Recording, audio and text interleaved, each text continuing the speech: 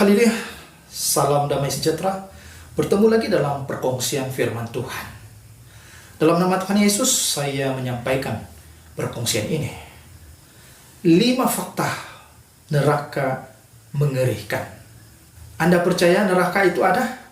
Neraka bukanlah tempat main-main, saudara. Ia tempat yang sungguh mengerikan. Seberapa mengerikan tempat itu? Alkitab mengingatkan. Yang pertama, tempat siksaan siang malam.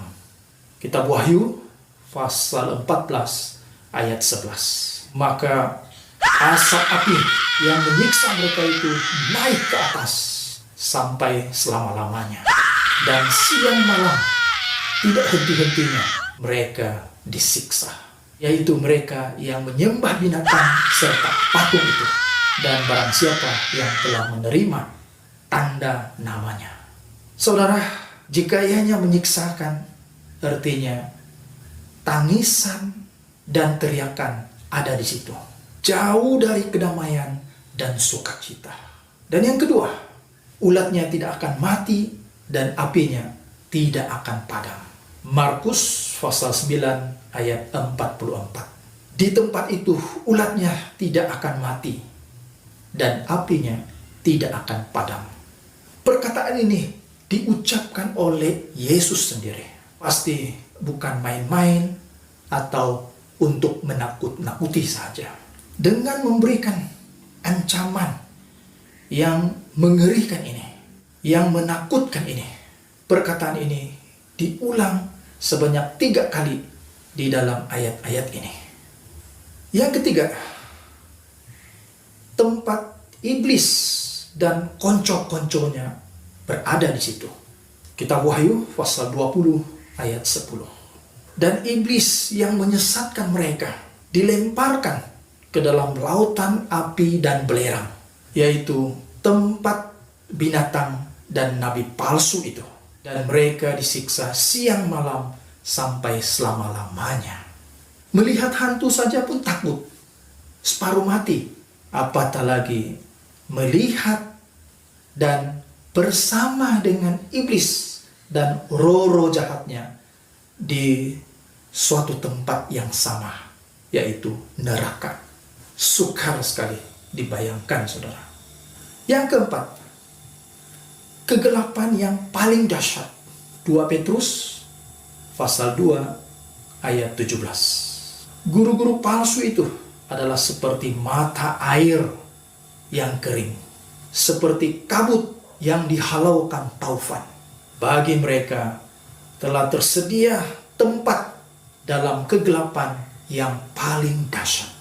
Gelap atau malam saja takut, apatah lagi kegelapan yang paling dahsyat.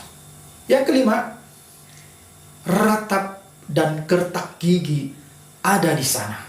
Matius pasal 25 ayat 30. Dan campakkanlah hamba yang tidak berguna itu ke dalam kegelapan yang paling gelap. Di sanalah akan terdapat ratap dan kertak gigi. Tempat neraka itu ada ratap dan kertak gigi.